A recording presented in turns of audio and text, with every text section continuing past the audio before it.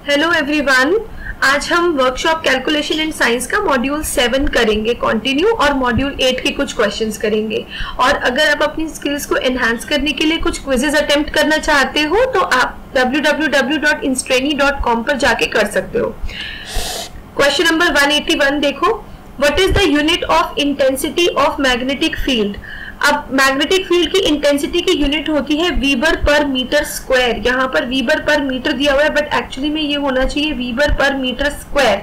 ठीक है, तो A part will be the correct answer. ठीक है, ये स्क्वायर होना चाहिए। नेक्स्ट देखो, question number 182, which law states about electromagnetic induction. अब इलेक्ट्रोमैग्नेटिक इंडक्शन के बारे में कौन सा लॉ बताता है। सबसे पहले देखो, ये चार लॉ जो हमें दिए हुए हैं, Ohm's law, Hooke's law, Lenz law, Faraday law, ये कौन सा लॉ किसके बारे में बात करता है। हमें पता है ओम्स लॉ के according V is directly proportional to I होता है, यानी कि V is equal to IR होता है। ठीक है, तो ये करंट के बारे में बात करते हैं, पोटेंशियल डिफरेंस के बारे में बात करते हैं, बट इलेक्ट्रोमैग्नेटिक इंडक्शन के बारे में बात नहीं करता। हुक्स लॉ, हुक्स लॉ जो है ये किससे रिलेटेड है, रिलेटेड टू इलास्टिसिटी। ठीक है, रिलेटेड टू इलास्टिसिटी, तो ये भी इलेक्ट्रोमैग्नेटिक इंडक्शन के बारे में बात नहीं करता। Next is Lenz law. Lenz law बात करता है डायरेक्शन ऑफ करंट के बारे में, डायरेक्शन ऑफ इलेक्ट्रिक करंट। ठीक है, इलेक्ट्रिक करंट। और फैराडेज लॉ, फैराडेज लॉ बात करता है रिलेटेड टू इंडक्शन। ये बेसिक लॉ है मैग्नेटिज्म का, इलेक्ट्रोमैग्नेटिज्म का। तो this is basic law of electromagnetism. तो it talks about electromagnetic induction, magnetism. ठीक है, this is the basic law. तो इसका आंसर क्या होगा, डी, यानी कि फैराडेज लॉ। नेक्स्ट क्वेश्चन देखो, what is the formula for induced EMF. Induced EMF, EMF की देखो फुल फॉर्म क्या होती है, electromotive, E capital, full form है इलेक्ट्रोमोटिव फोर्स। ठीक है, इलेक्ट्रोमोटिव फोर्स। तो दिस इज ईएमएफ, राइट। इसको बेसिकली स्मॉल ईएमएफ लिखते हैं, कैपिटल में नहीं लिखते हैं। तो इसका फॉर्मूला क्या होगा, EMF is equal to LVB। इसमें ईएमएफ तो इलेक्ट्रोमोटिव फोर्स है, L क्या है, लेंथ ऑफ ऑब्जेक्ट। ठीक है, लेंथ ऑफ ऑब्जेक्ट। V क्या है, स्पीड। ठीक है, और ये B क्या है, strength of magnetic field, strength of magnetic field. ठीक है, तो ये फॉर्मूला है। तो इसमें से कौन सा होगा, इसका ऑप्शन है सी, BLV। ठीक है, नेक्स्ट देखो, what does EMF stands for. अभी हमने बात करी ईएमएफ का मतलब होता है इलेक्ट्रोमोटिव फोर्स, तो ईएमएफ इलेक्ट्रोमोटिव फोर्स हो गया।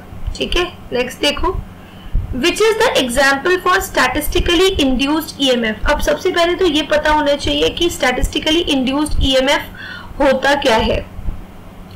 स्टैटिस्टिकली इंड्यूस्ड ईएमएफ ये बेसिकली इलेक्ट्रोमोटिव फोर्स होता है जो जनरेट किया जाता है by keeping coil and magnetic field system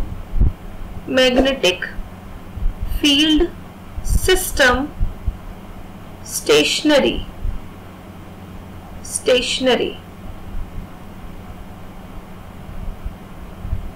ठीक है, तो मैग्नेटिक फील्ड सिस्टम और कॉइल को स्टेशनरी रखा जाता है एट द सेम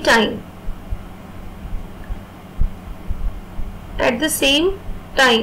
तो जो इलेक्ट्रोमोटिव फोर्स इंड्यूस होता है that is called statistically induced EMF. और ये इनमें से किसमें होता है? ये इनमें से ट्रांसफॉर्मर में होता है, स्टैटिस्टिकली इंड्यूस्ड ईएमएफ, ठीक है।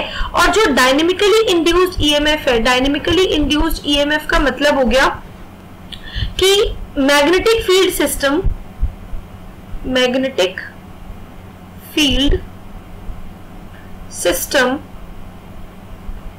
must be kept stationary,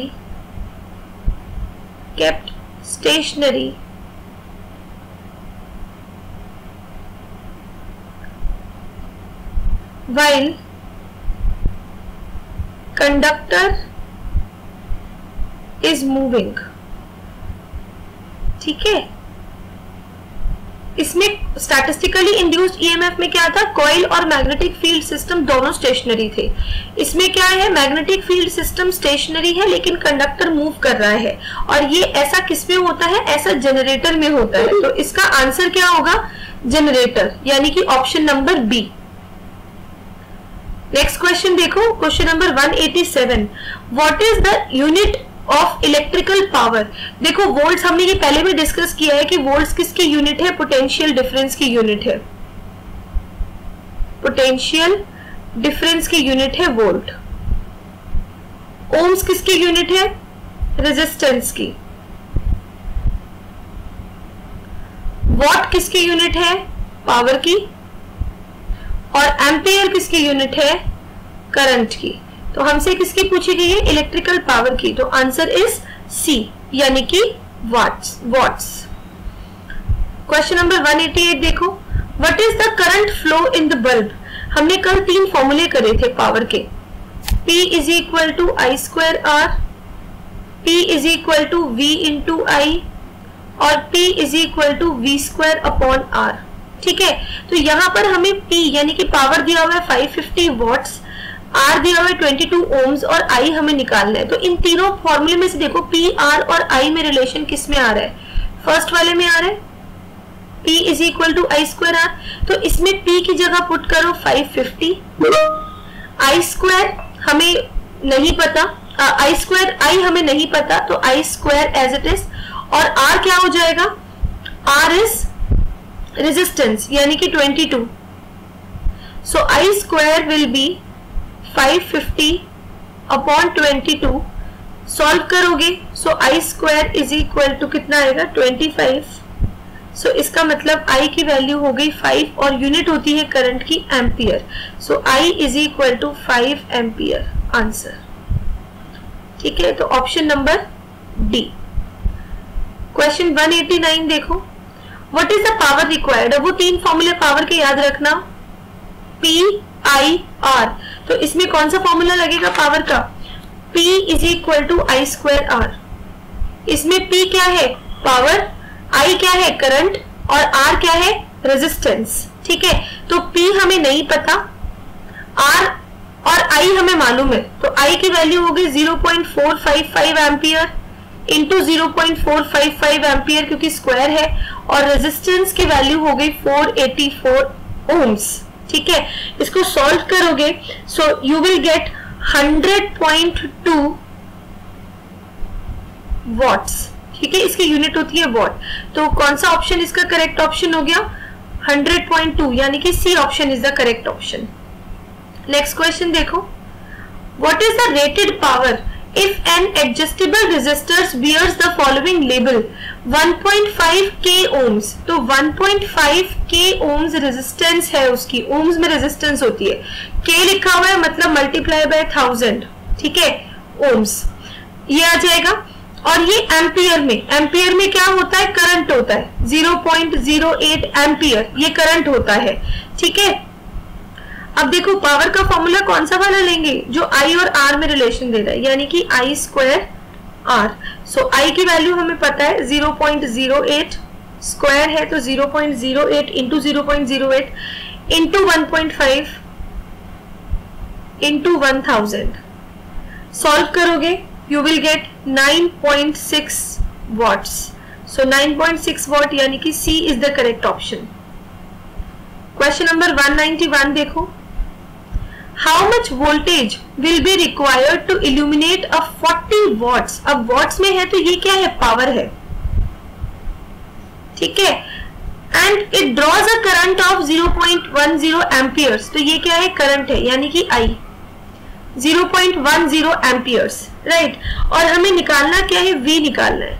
तो पावर का जो फर्स्ट फॉर्मूला हमने पढ़ा था V इंटू I, ठीक है, तो पावर कितना है 40, V हमें नहीं पता और I है 0.10, so V will be equal to 40 upon 0.10 which is equal to 400, और क्योंकि V है तो इसकी पोटेंशियल डिफरेंस की यूनिट क्या होती है, वोल्ट्स, तो 400 वोल्ट्स।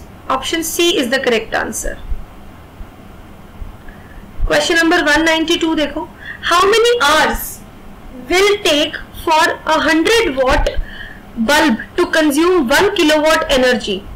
अब एनर्जी का फॉर्मूला होता है, electrical energy is that power और टाइम इनटू टाइम, यानी कि कितने टाइम के लिए उसको कंज्यूम कर रहे हैं हम, ठीक है। तो एनर्जी क्या दी, एनर्जी की अच्छा यूनिट क्या होती है, देखो दैट इज किलोवाट आवर। अब ये किलोवाट आवर, 1 किलोवाट आवर को हम 1 यूनिट भी बोलते हैं, ठीक है। और ये किलोवाट आवर कैसे आती है, जो पावर होना चाहिए, जो पावर होनी चाहिए इस फॉर्मूले में जब हम पुट करेंगे तो ये होनी चाहिए किलोवाट में, ठीक है। और जो टाइम हम इस फॉर्मूले में यूज करेंगे वो होना चाहिए आवर्स में। तो किलोवाट इनटू आवर, एनर्जी की यूनिट बन गई किलोवाट आवर, ठीक है। अब यहाँ पर हमें पावर दी हुई है 100 वॉट्स और ये दिया हुआ है हमें एनर्जी दी हुई है 1 किलोवाट आवर।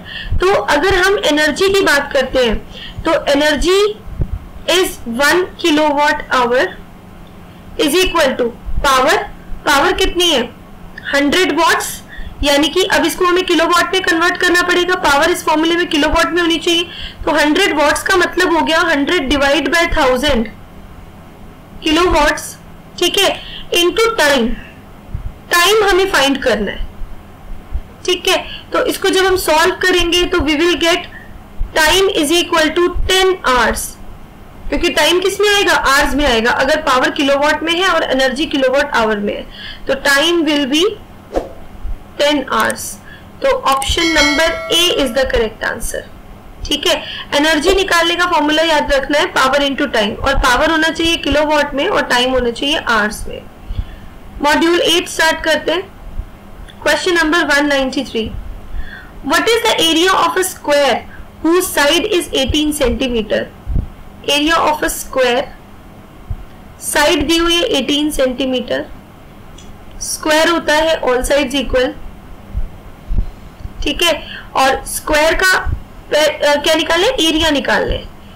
एरिया का फॉर्मूला होता है साइड इंटू साइड, यानी कि साइड का स्क्वायर, ठीक है। तो 18 इंटू 18 और इसकी यूनिट क्या है, सेंटीमीटर, तो centimetre into centimetre will become centimetre square. So answer is 18 into 18 यानी कि 324 centimetre square. Answer option D. Next है 194 question, diagonal of a square plate. देखो डायगोनल का फॉर्मूला क्या होता है, जब हम स्क्वायर की बात कर रहे हैं, ये साइड ए, ये भी साइड ए, स्क्वायर के दोनों डायगोनल्स इक्वल होते हैं। सपोज डायगोनल मान लिया हमने x, ये राइट एंगल ट्राइंगल है, ठीक है। स्क्वायर के सारे एंगल्स 90 डिग्री होते हैं, राइट एंगल ट्राइंगल है। पाइथागोरस यूज कर सकते हो, पाइथागोरस थ्योरम किसी भी राइट एंगल ट्राइंगल में यूज हो सकती है। पाइथागोरस थ्योरम क्या होती है, H square is equal to perpendicular का स्क्वायर प्लस बेस का स्क्वायर।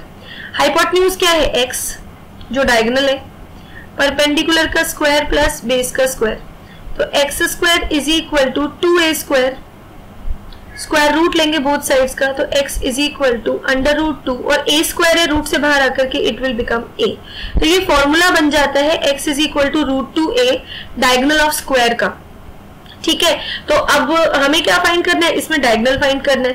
डायगोनल क्या हो जाएगा, देखो साइड है 28, तो यानी कि रूट 2 इंटू 28, रूट 2 की वैल्यू होती है 1.414, तो करेक्ट टू डेसिमल प्लेस ले लो क्योंकि यहाँ ऑप्शन में करेक्ट टू डेसिमल प्लेस है। इंटू 28, ठीक है। यूनिट सेंटीमीटर है तो सेंटीमीटर ही रखेंगे। सो इसको सॉल्व करके answer will be 39.59 centimetre. So option number B correct answer हो गया। नेक्स्ट देखो, What is the side of a square whose area is 625 metre square. अब देखो एरिया दिया हुआ है हमें, स्क्वायर ही है, एरिया दिया हुआ है 625 मिलीमीटर स्क्वायर, ठीक है। अब एरिया होता क्या है स्क्वायर का, साइड इंटू साइड, और 625 को क्या लिख सकते हैं हम, 25 मिलीमीटर का होल स्क्वायर। तो इसका मतलब जब हम कंपेयर करेंगे तो साइड क्या आ जाएगा, इट इज 25 mm, ठीक है। आगे चलते हैं, तो 25 mm यानी कि C is the correct answer.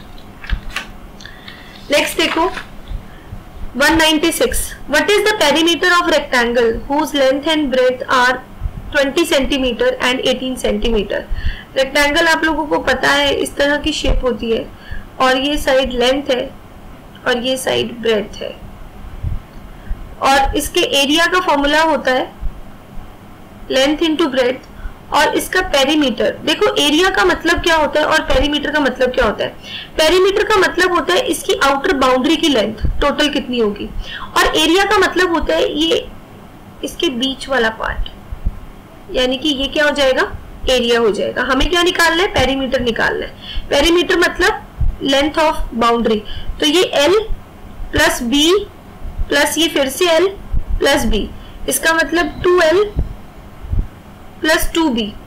तो L कितना दिया हुआ है 20, तो 2 इंटू 20 प्लस ब्रेथ कितनी दी हुई है 18, तो 2 into 18 means 40 plus 36 which is equal to 76। अब यहाँ mm नहीं होना चाहिए, यहाँ पर सेंटीमीटर होना चाहिए, क्योंकि यहाँ पर सारी यूनिट सेंटीमीटर में है।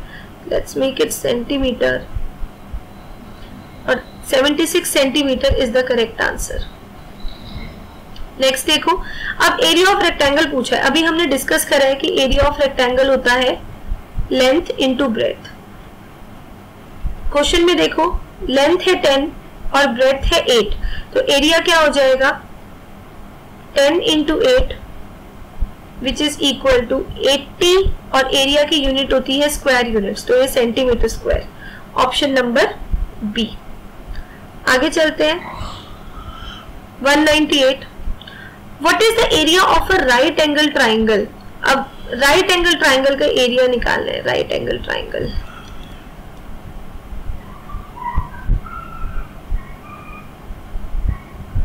ये राइट एंगल ट्राइंगल है, ये लाइन सीधी जाएगी साइड, ठीक है। तो ये राइट एंगल ट्राइंगल है ABC, इसका एरिया निकालना है। बेस है 10 सेंटीमीटर और हाइट है 5 सेंटीमीटर। तो राइट एंगल ट्राइंगल का एरिया क्या होता है, हाफ बेस इंटू हाइट, क्योंकि इसमें तो ऑलरेडी ये साइड AB जो है ये हाइट हो गई, ठीक है। तो half base into height, base कितना है 10 और हाइट कितनी है 5, तो आंसर क्या आ जाएगा 25, और एरिया है तो centimetre square. Option number B. Next है perimeter of scalene triangle. Scalene triangle का मतलब होता है एक ऐसा ट्राइंगल जिसके तीनों साइड्स डिफरेंट होती है। तो अगर ये स्केलिन ट्राइंगल है, और जब हम पेरीमीटर की बात करते हैं तो पेरीमीटर का मतलब होता है इसकी जो भी बाउंड्रीज है उनकी लेंथ का सम। तो अगर ये साइड, तो इसका पेरीमीटर क्या होगा, sum of all sides, sum of all sides. तो मतलब 40 प्लस 20 प्लस 28 कितना आ जाएगा 88, और इन सबकी यूनिट मिलीमीटर mm थी, तो इसको भी हम mm में ही लिखेंगे। तो 88 mm is the correct answer. ध्यान रखना, एरिया का मतलब होता है बाउंड्री के अंदर वाला रीजन, और पेरीमीटर का मतलब होता है बाउंड्री की लेंथ, ठीक है। Next is area area of equilateral triangle, equilateral triangle होता है जिसकी सारी साइड्स इक्वल हो। एक और इंफॉर्मेशन, इसके सारे एंगल 60 डिग्री होते हैं, ठीक है, और सारी साइड्स इक्वल होती है। तो अगर हमने कहा कि साइड ए है, इसकी भी साइड ए है, तो थर्ड साइड भी क्या होगी, ए होगी। और एरिया का फॉर्मूला ध्यान रखना है इसका, वो होता है √3/4 इंटू साइड का स्क्वायर। तो हमें साइड दी हुई है देखो मिलीमीटर में, और ये सारे ऑप्शंस दिए हुए हैं हमें सेंटीमीटर में। तो इसके साइड को हम मिलीमीटर से सेंटीमीटर में कन्वर्ट करने के लिए क्या करेंगे, डिवाइड बाय 10। तो 450 mm means 45 centimetre, means √3/4 into 45 into 45, तो आंसर आ जाएगा। और √3 की देखो वैल्यू होती है 1.732, तो करेक्ट टू 2 डेसिमल प्लेस ले लेते हैं और इसको सॉल्व करके you will be getting 876.82 centimetre square. तो ऑप्शन नंबर सी हो गया इसका करेक्ट आंसर। नेक्स्ट क्वेश्चन देखो, बहुत इजी है, एरिया ऑफ सर्कल पूछा गया है। सर्कल, ये इसका रेडियस होता है, और एरिया मतलब बाउंड्री के अंदर का रीजन, ये एरिया होता है। तो इसका एरिया पूछा गया है, बाउंड्री के अंदर का रीजन। एरिया का फॉर्मूला होता है πr²। इसमें पाई होता है 22/7 या 3.14 ले सकते हैं, 22/7 इंटू रेडियस का स्क्वायर। अब देखो डायमीटर है 50, डायमीटर मतलब ये पूरी लेंथ 50, और रेडियस कितना होगा उसका हाफ, यानी कि 25 सेंटीमीटर इसका रेडियस हो जाएगा। तो इंटू 25 इंटू 25 सॉल्व करोगे यू विल गेट 1962.5। तो option B is the correct answer. Next देखो, what is the area of a semi circle whose diameter. Semi circle का मतलब हो गया सर्कल का आधा। सर्कल को अगर हम सेंटर से, बिल्कुल सेंटर से काट दें तो वो सेमी सर्कल बन जाएगा। इसका एरिया निकाल लें, तो सर्कल का एरिया होता है πr², सेमी सर्कल का एरिया हो जाएगा उसका आधा, यानी कि हाफ πr²। तो इसमें डायमीटर 20 है, यानी कि पूरा 20 है, तो रेडियस हो जाएगी 10, हाफ ऑफ दैट। तो एरिया हो जाएगा हाफ, पाई की वैल्यू 22/7 होती है, और r² यानी कि 10 इंटू 10। तो जब हम इसको सॉल्व करेंगे आंसर आएगा 157.1 सेंटीमीटर स्क्वायर। देखो कौन सा ऑप्शन है, ऑप्शन नंबर बी। नेक्स्ट है question number 203, what is the cross sectional area of the circular ring. देखो सर्कुलर रिंग है, इसका इनर डायमीटर जो है, मतलब इस अंदर वाले सर्कल का जो डायमीटर है वो है 32 mm, और बाहर वाले सर्कल का डायमीटर हो गया 38 mm। तो जो अंदर वाला सर्कल है उसका रेडियस r1 मान लेते हैं। r1 हो गया डायमीटर का हाफ, यानी कि 32 का हाफ 16 mm, और r2 हम बड़े वाले सर्कल का रेडियस मान लेते हैं, ये वाला, इसको r2 मान लेते हैं। तो r2 क्या हो जाएगा 38 का हाफ, यानी कि 19 mm। फाइंड क्या करना है हमें, एरिया इस रिंग का। इस रिंग का एरिया फाइंड करने के लिए हम क्या करेंगे, सबसे पहले बाहर वाले सर्कल का एरिया निकालेंगे, अंदर वाले सर्कल का एरिया निकालेंगे और उसको माइनस कर देंगे। तो हमारे पास ये जो रिंग है इसका एरिया आ जाएगा, ठीक है। तो क्या करेंगे, एरिया ऑफ रिंग, ध्यान से देखना, सर्कल का एरिया होता है πr²। तो जब हम बाहर वाले सर्कल का ले रहे हैं, ये आउटर है और ये वाला इनर है, तो जब हम बाहर वाले सर्कल का एरिया ले रहे हैं तो रेडियस r2 लेंगे, यानी कि πr2² माइनस अंदर वाले सर्कल का जब एरिया ले रहे हैं तो हम r1 लेंगे πr1 का स्क्वायर। ऐसा करते हैं, इसको थोड़ा सिंप्लीफाई करने के लिए पाई कॉमन ले लेते हैं। r2 की वैल्यू 19 है और r1 की वैल्यू 16। a² माइनस b² की आइडेंटिटी लगा सकते हैं, जो होती है a minus b a plus b। तो बिना आइडेंटिटी लगा के डायरेक्ट भी कर सकते थे, स्क्वायर्स अगर आपको याद है तो बहुत इजीली हो जाएगा। 19 माइनस 6 हो गया 3 और ये हो जाएगा 35। तो ये देखो डायरेक्ट कैंसिल हो जाएगा। और 22 इंटू 15 यानी कि आंसर आ जाएगा 330 और mm स्क्वायर। ठीक है, तो answer is 330 mm square. Next question देखो, what is the area of sector. Sector क्या होता है? सर्कल का वो पार्ट जो दो रेडियस और इस आर्क के बीच में हो। ये जो स्मॉल वाला पार्ट है ये माइनर सेक्टर होता है और जो ये बड़ा वाला पार्ट है इसको मेजर सेक्टर बोलते हैं। और ये सेंटर वाला एंगल थीटा लेते हैं हम। ठीक है, अब ये क्या है? रेडियस है, ये रेडियस है। एरिया ऑफ सेक्टर का फॉर्मूला होता है area of sector theta upon 360 into pi R square. Theta क्या है? ये सेंटर का एंगल जो हमें कितना दिया हुआ है? 96 डिग्री दिया हुआ है यहाँ पर। तो थीटा है 96 अपॉन 360। पाई की वैल्यू आप सबको पता है 22/7 और आर दिया हुआ है हमें 5। जब हम इसको सॉल्व करेंगे तो आंसर आएगा 20.93। तो option number B is the correct answer. Next देखो, formula for area and perimeter of hexagon. ये जो ओ और ऊपर डॉट डॉट है ना, this is actually square root.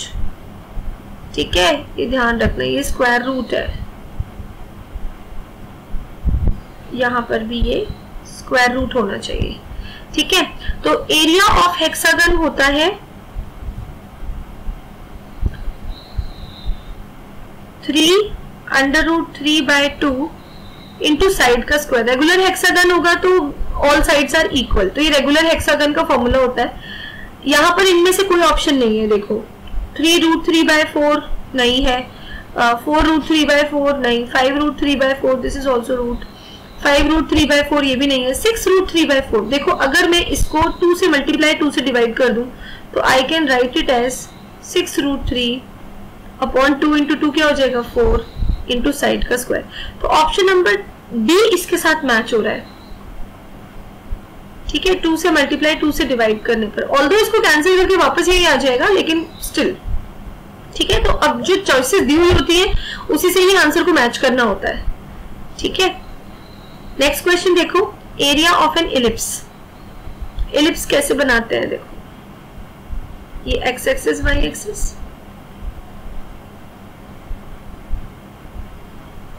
ये इलिप्स है ऐसे। ठीक है, ये जो लेंथ होती है ये मेजर एक्सिस होती है और ये जो स्मॉल वाली लेंथ है ये माइनर एक्सिस की लेंथ होती है। ठीक है, अगर मेजर एक्सिस की लेंथ a होती है और माइनर एक्सिस की लेंथ b होती है तो इसमें a दिया हुआ है हमें 5 सेंटीमीटर, a यानी कि ये वाली लेंथ मेजर एक्सिस की, और माइनर एक्सिस मतलब ये वाली लेंथ।